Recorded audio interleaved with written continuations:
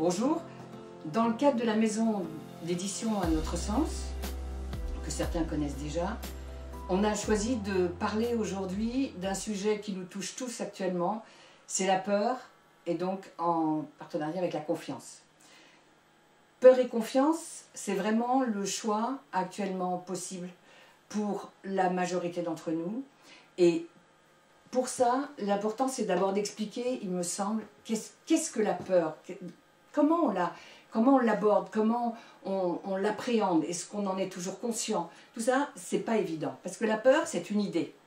Alors si c'est une idée, c'est quelque chose qu'on ne maîtrise pas, qu'on ne contrôle même pas, elle peut arriver, et elle arrive, et elle va s'occuper de nous, elle va pénétrer en nous, et elle va occuper quasiment toutes les cellules de notre corps. Ça va loin, ça va très très loin la peur, ça nous paralyse parfois, ça nous tétanise.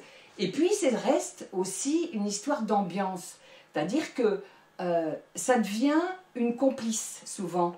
On est habitué à vivre avec la peur. On sait que c'est pas grave, parce qu'on la connaît depuis toujours. Elle est là, elle rôde quand elle n'est pas là. Et à la place de la peur, on n'a pas grand-chose à mettre. Et c'est vraiment ça nous crée comme un handicap. Alors, pour expliquer mieux cette notion de peur, on peut dire que c'est une notion de manque. On manque de quoi quand on a peur? On peut dire qu'on manque de confiance. Oui, c'est évident. Manquer de confiance, comme on ne sait pas exactement ce que c'est que la confiance, on ne la connaît pas bien, on va appeler ça la chance, le hasard, quand ça s'est bien passé. Mais on va rarement appeler ça la confiance. Par contre, la peur, on la nomme, on la renomme, on en parle, on la conjugue. On dit je crains, on dit j'ai peur, on dit je ne sais pas. Enfin, on est complètement livré à la peur et on n'a pas de structure qui nous permette de comprendre quel est le phénomène dans lequel on est embringué comme ça. Alors, évidemment, j'ai envie de vous faire un schéma pour essayer d'être plus clair là-dessus. En fait, ce qui se passe depuis qu'on est arrivé, on a eu tous une mère et on a eu un père. C'est indéniable pour chacun, que ce soit des géniteurs, génitrices ou des parents. Mais en tous les cas, l'accouplement de ces deux-là vont donner naissance à nous, à un être humain qui est nous. Et cet être humain, je ne sais pas si mon rouge il marque bien, cet être humain, en fait, c'est une part visible qui est notre semence, la semence que nous sommes au départ, qui va être animée pendant toute la gestation dans la matrice de notre mère et qui va être animée par la vie. Il n'y a pas d'intervention humaine, il n'y a rien, la mère porte l'enfant mais n'intervient aucunement et du coup cette jonction a lieu un peu, on pourrait dire, magiquement. Au fur et à mesure, la vie va animer cette forme. Et il va y avoir les 70 000 milliards de cellules qui composent un être humain, comme nous, et du coup, cet être humain va sortir du ventre au moment de l'accouchement pour son incarnation, et quand il sort du ventre, cet être, c'est bien un être humain, c'est-à-dire c'est une part visible qui est animée par une part non visible. Jusque-là, tout va bien, on fait arreux, on est content, normalement, ça doit bien se passer, parce qu'on ne sait pas que ça peut mal se passer. En fait, on ignore absolument tout. On est loin d'être fini, je mets entre guillemets, même physiquement on n'est pas fini de développer, on a tout ça à développer. Et à partir du moment où on s'est incarné, très vite, on va moins faire arreux, ça va moins nous faire rire, parce qu'on va se retrouver dans un contexte qui nous semble qu'on n'a pas choisi. Parce que si on l'avait choisi, c'est peut-être pas celui-là qu'on aurait choisi. Il y a des chances qu'on aurait préféré autre chose, autrement. Un peu comme une espèce d'erreur de casting. Et plus on grandit, plus on se dit c'est quand même bizarre là ce qui se passe. Je ne comprends pas ce qui se passe. Et on va commencer à avoir une stratégie pour comprendre qu'en fait nous ne sommes plus un être humain, mais nous sommes bien que la part visible de nous, c'est-à-dire je pourrais dire un faire humain. C'est ce qu'on fait qui va nous donner une valeur. Or, on fait tout ce qu'on peut, et dans notre culture judéo-chrétienne, on ne peut absolument pas déclarer je suis bien tant qu'on ne l'a pas prouvé. C'est quand même quelque chose qui est assez fort, parce que ça veut dire qu'on doit déjà, avant avant de pouvoir déclarer je suis bien, il faut déjà être bien. Mais on ne peut pas être bien puisqu'on apprend tous les jours par une expérience successive à successive, on apprend constamment d'expérience en expérience. Donc on ne peut pas être déjà au résultat, on sera tout le temps en mouvement. À partir du moment où cet être humain qui s'est incarné va grandir, il va grandir, et puis un jour il va arriver, je pourrais dire, à une espèce de jonction comme ça, que je dessine là, et cet être humain, il va un jour pas pouvoir aller plus loin. Comme un blocage, comme ce qu'on pourrait appeler un burn-out, ce qu'on pourrait appeler un ras-le-bol, ce qu'on pourrait appeler une incompréhension totale de mais qu'est-ce qu'on fait là? Pourquoi on existe? Pourquoi c'est si pénible parfois? Pourquoi c'est récurrent? Enfin, toutes ces questions qu'on peut se poser. Et là, on s'aperçoit que celui qui se retrouve coincé, qui n'arrive plus à tout faire bien, qui est épuisé d'avoir tenté de réussir ce faire, il va s'apercevoir, ou on va s'apercevoir qu'en fait, il se trimballe depuis le départ un manque. Un manque dont personne ne lui a parlé, un manque qui n'a pas de nom, un manque qui n'est pas visible, et évidemment que ce manque, pour pouvoir passer de cet endroit-là à cet endroit-là, à la place de, on va dire, l'échec de ce qu'on aurait aimé qui nous comble, c'est l'amour de nos pères et mères, et en général, on n'est pas comblé. Ça peut être pas mal, mais ce pas mal n'est pas la totalité de ce qu'on souhaiterait. On sent qu'il y a un manque. Et ce manque, on va le cultiver en allant chercher tout ce qui va remplacer les pères-mères, et on va essayer, avec tout ce qu'on trouve, de boucher ce trou-là. Il faut absolument qu'on le remplace avec quelque chose. Ça peut être tout. Ça peut être quelqu'un, ça peut être l'animal, le végétal. Il y a des gens qui se prennent de passion pour le minéral aussi, tout est possible. Mais ça peut être aussi une addiction, peu importe ce que c'est. Le travail, où là on peut démultiplier les capacités le plus possible, toujours pour essayer de trouver une valeur à qui on est, pour ne pas vivre ce manque. Parce que ce manque, depuis le départ jusque-là, en tous les cas, il crée quelque chose de fort qu'on va appeler la peur. En fait, on est ici dans la peur. Et cette peur-là, c'est toujours la peur du manque. Mais la peur du manque, c'est le manque de sécurité, de la longévité de notre vie. On a le sentiment que si on cultive... Non, on a le sentiment qu'il n'est pas possible pour nous de vivre autrement qu'avec cette peur qui rôde et qui nous guette. On essaye de le combler en se faisant plaisir le plus possible, mais on s'aperçoit que c'est jamais ça qui va nous donner confiance. Donc il faudra toujours qu'on aille rechercher un plaisir suivant pour essayer de justement combler, pour accéder à cette confiance. Mais cette confiance, elle ne vient pas là. Elle passe, elle peut passer à un moment donné, mais elle repart. Il n'y a aucune pérennité là-dedans. C'est quand même un phénomène assez pénible, mais la peur, au fond. Si on regarde de peur en peur, la peur, c'est la peur de la mort. La peur de mourir. Et mourir, c'est vrai que Sacha Guitry disait « mourir, c'est un manque de savoir-vivre ». Oui, mais mourir, c'est une notion qu'on n'appréhende absolument pas aujourd'hui, qui est la pire, en fait, notion. Pour nous, c'est le pire qui puisse nous arriver, c'est que la part visible de nous meurt. Et on ne se rend pas compte qu'en fait, le fait de cultiver la peur nous fait appréhender de manière extrêmement péjorative la mort, alors qu'on sait qu'elle arrive tôt ou tard. C'est ça qui est fabuleux, on ne pourra pas y couper, c'est en tous les cas ce que tout le monde sait, se dit et le vit, mais malgré tout, on en a peur tout au long de notre existence, tant qu'on n'a pas trouvé d'autres solutions. Si à bien y regarder, en fait, on meurt d'instant en instant. On n'en est pas conscient, c'est-à-dire qu'on s'en fiche. Mais l'instant qu'on vient de vivre, c'est fini, il est mort, et nous, on est morts à cet instant-là. L'instant que je vis, c'est ce qu'on appelle le présent, mais ce que je projette dans mon futur, si je vais chercher dans mon passé une idée qui m'a fait peur et que je me reprojette dans le futur, non seulement j'ai été mal avec ma peur là, présentement j'ai très peur que le futur ne soit pas bon, et en fait, je vais dérouler la peur non-stop. À l'intérieur de ça, c'est quand même pas facile, pas simple d'être rassuré. D'ailleurs, on n'est tellement pas rassuré que maintenant, il y a des assurances pour tout. Parce que l'assurance, ils ont bien trouvé le créneau, c'est-à-dire qu'ils nous assurent financièrement de quelque chose qui nous empêchera absolument pas de mourir. C'est pas parce que quand on va mourir, nos proches vont toucher un pactole que nous, ça va nous remettre sur pied. Donc, ça change rien. C'est l'idée qu'on en a actuellement, comme quoi ça serait mieux.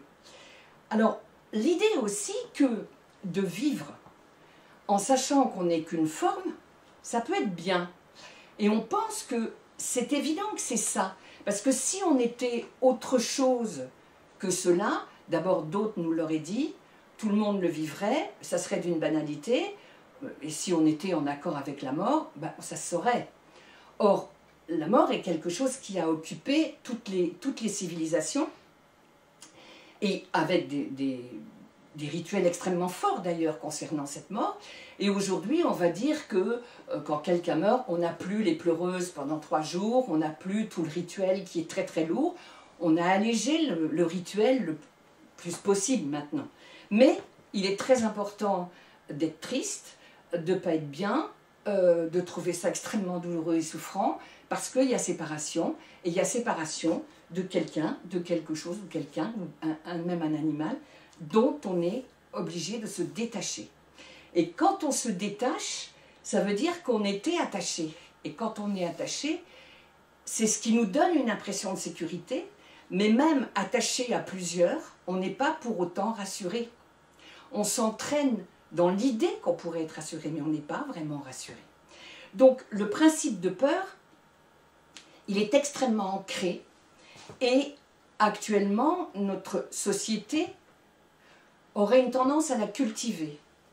Pourquoi? Parce que la majorité de la population n'a pas aujourd'hui quelque chose d'autre à mettre à la place. Parce que jamais on ne quittera la proie pour l'ombre, jamais on ne quittera la peur si on n'a pas mieux à mettre à la place. Donc le propos, c'est de trouver ce mieux.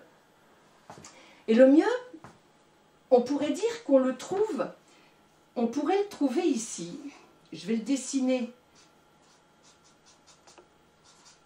en forme d'ampoule, parce que ce mieux-là, on pourrait l'appeler la conscience. La conscience, c'est ce qui s'ouvre chez nous, qui nous fait dépasser ce qu'on a cru jusqu'à maintenant. Plus on ouvre sa conscience, plus on voit clair, plus on est au courant. C'est pour ça que je représente cette conscience avec une ampoule, mais dans les bandes dessinées aussi, quand quelqu'un a une nouvelle idée, il y a une ampoule qui apparaît dans la bulle. C'est un peu l'idée. Et cette ampoule, tout le principe de l'ampoule, c'est que cette ampoule, on va l'appeler l'âme. Alors, c'est quoi une âme? C'est quelque chose qu'un jour, on va rendre. Rendre l'âme, tout le monde connaît l'expression, mais si on rend l'âme, c'est qu'on l'avait. Si on l'avait, à quoi a-t-elle servi? On avoue qu'on ne sait pas très bien, ça, c'est un peu bizarre. Donc, cette âme, c'est en quelque sorte, autant on a un corps qui va être utile à l'expression de la personnalité, autant il y a une âme qui est utile au souffle de vie pour pénétrer ce corps. Et on dit que l'anima anime, anima c'est l'âme, le souffle de vie, qui anime la forme. Et quand on va rendre l'âme, l'âme va repartir, on va dire, à sa base, à sa source de vie, et va abandonner en quelque sorte cette forme meurt, ce qu'on appelle nous mourir. En fait, elle change simplement de niveau vibratoire, elle devient poussière, mais c'est un niveau vibratoire comme un autre, c'est pas le même, c'est plus un niveau vibratoire humain. Et du coup, l'âme va repartir à la source. À partir du moment où on comprend et on veut bien entendre qu'en fait on n'est jamais linéaire, qu'on est constamment entretenu par l'énergie de vie qui anime notre forme. Ça ne s'arrête pas, ça ne s'arrêtera qu'au moment où nous mourrons. Mais à partir du moment où ça ne s'arrête pas, tant que nous n'en sommes pas conscients, nous respirons inconsciemment. on respire, on a ce souffle de vie. C'est une technique qui nous est donnée depuis qu'on est sorti de la matrice. Tout va bien, ça roule. À partir du moment où on commence à être conscient qu'en fait, on existe, la forme existe, parce que la vie l'anime en permanence, ça va peut-être nous changer un petit peu une notion et on va se sentir doucement un petit peu moins seul. Et cette personnalité, ce corps, cette part visible, va pouvoir se mettre en jonction avec l'idée de vie, l'idée d'énergie de vie, grâce à cette conscience qui, petit à petit, va s'ouvrir à cette nouvelle idée, en quelque sorte, que, oui, il n'y a pas que la forme, et tant que nous pensons que nous n'avons que la forme, ça va nous poser problème pour ne pas cultiver, ça va nous permettre de cultiver la peur, si on pense que nous sommes qu'une forme. Donc, la notion de peur, elle se trouve dans la forme, séparée de la notion de vie. Tout le chemin que nous parcourons les uns les autres, de manière chaotique la plupart du temps, parfois mieux, parfois moins bien, on va passer toutes les étapes qu'on a à passer, mais au bout du compte, est-ce qu'on va utiliser notre pensée pour penser à la notion vie ou pas? C'est une question de, on pourrait dire, de volonté, de vœu émis. Est-ce que je veux, est-ce que je choisis de penser à cette idée de vie? Si oui, qu'est-ce que ça va donner? Eh bien, ça va donner, il y a de grandes chances en tous les cas, que au lieu d'être la personnalité qui n'a jamais eu de cesse que de regarder en arrière, c'est-à-dire de se vivre avec les références passées, parce que pour plusieurs raisons, c'est-à-dire ne pas se sentir seul, se sentir imprégné et intégré avec les autres, et de penser différemment, risque de nous coûter cher, c'est-à-dire de ne plus être relié aux autres, d'être rejeté même par les autres.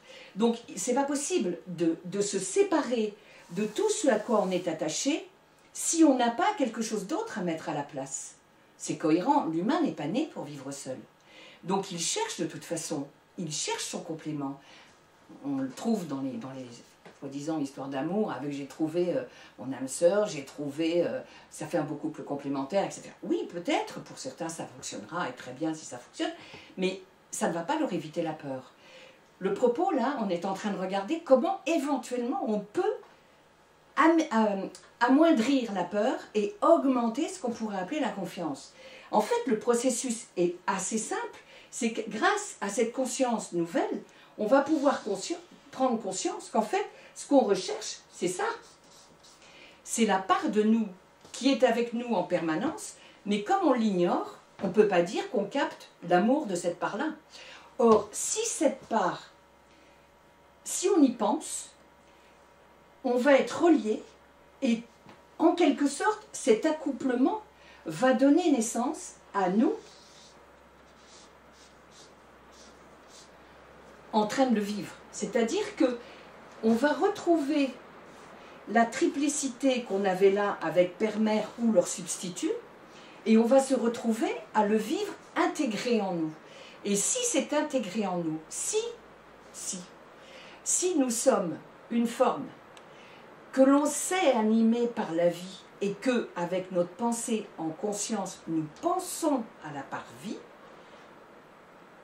forcément que l'on va capter ce que d'aucuns appellent, ou moi je l'appelle la magie de la vie, c'est-à-dire on est né de cette magie au départ où personne ne nous a fabriqué, et le propos là, c'est que nous n'ayons pas à fabriquer quelque chose tout seul, c'est que la vie puisse, avec notre autorisation consciente, en quelque sorte nous pénétrer pour que nous puissions, que notre forme puisse ressentir cet amour de la vie, de façon à ce que nous puissions émettre une forme, c'est nous en train de le vivre. C'est quelque chose qui est absolument subtil, absolument abstrait, et qui ne peut se vivre qu'en fonction de ce que l'on pense. Si on ne le pense pas, on n'est pas concerné par la possibilité. Si on le pense, alors on va voir, on va expérimenter que grâce à cette nouvelle pensée, ces nouvelles pensées, on va de plus en plus pouvoir quitter l'espace peur pour rentrer de plus en plus dans l'espace confiance.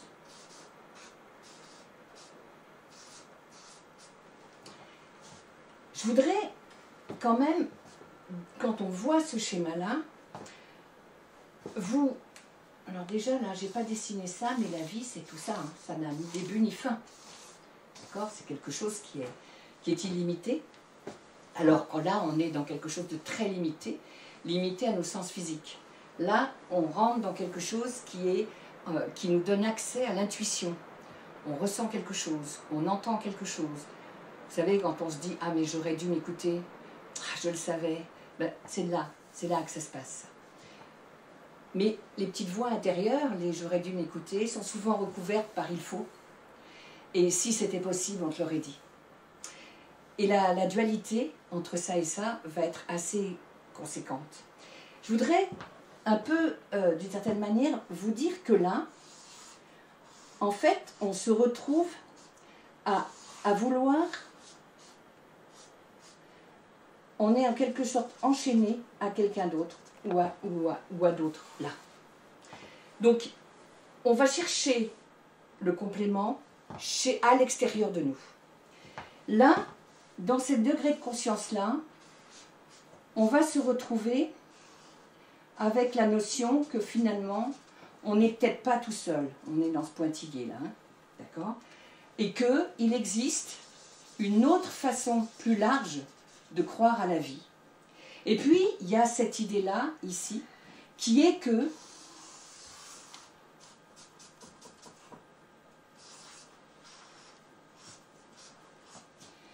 et en fait, nous habitons notre ampoule.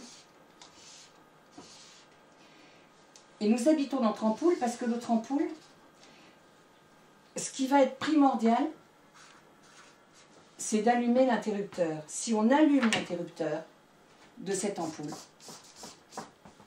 on va capter la lumière, ce qu'on appelle la lumière de la vie. Et cette lumière de la vie, forcément, on va la diffuser. Plus on va la diffuser, plus on va repousser tout le principe de peur. Je pourrais dire que c'est un peu comme un bouclier. Alors, faut pas rêver, on n'est pas non plus meumeux, il peut nous arriver n'importe quoi malgré ça. Mais quand il nous arrive quelque chose, il y a deux manières de le vivre. Soit on le subit, soit on prend le problème et on le rentre dans la confiance. Et ça, c'est possible grâce à ce phénomène-là. La notion de confiance, dans le mot confiance, il y a le mot fiance. Cum en latin, avec fiance. Fiance, c'est fiançailles. Et c'est vrai que la notion de se fiancer de nouveau à la vie, comme on était au départ, ça pourrait peut-être nous permettre de se dire que tout chemin qu'on a parcouru, on n'a pas pu en faire l'économie, mais ça fait du bien quand ça s'arrête et qu'on passe un petit peu à autre chose. Alors, l'endroit, évidemment, de la bascule de tout ça, c'est la compréhension grande de l'amour. Mais l'amour, je ne vais pas le décliner ici, parce que dans le cadre d'un autre sens, on a publié une rubrique qui s'appelle « Au fil des mots », et c'est le deuxième mot qui est sorti après le mot « conscience » pour l'instant. Et donc, vous pouvez aller le voir sans problème sur le site. Donc, voilà ce que je voulais juste schématiquement vous apporter pour que, éventuellement, ça puisse vous servir d'appui pour comprendre pourquoi actuellement la majorité de la population va fonctionner là, mais c'est pas grave, que chacun aille là où il est. Par contre, il est possible de se servir de ce que nous vivons actuellement pour se dire qu'on croit à autre chose, et ce que l'on croit va croître. Si je crois à la peur, je vais attirer par l'onde que j'émets, forcément je vais attirer ce que je veux le moins. Si par exemple, par contre, je crois en la confiance, je vais attirer ce qui correspond à ce que j'aurais semé en moi. Je sème la confiance, je la récolte. Je sème la peur, je la récolte. Et c'est là où on est sur un moment où ça pourrait nous aider à faire un peu des choix. Voilà, je voulais vous parler de ça aujourd'hui. À bientôt.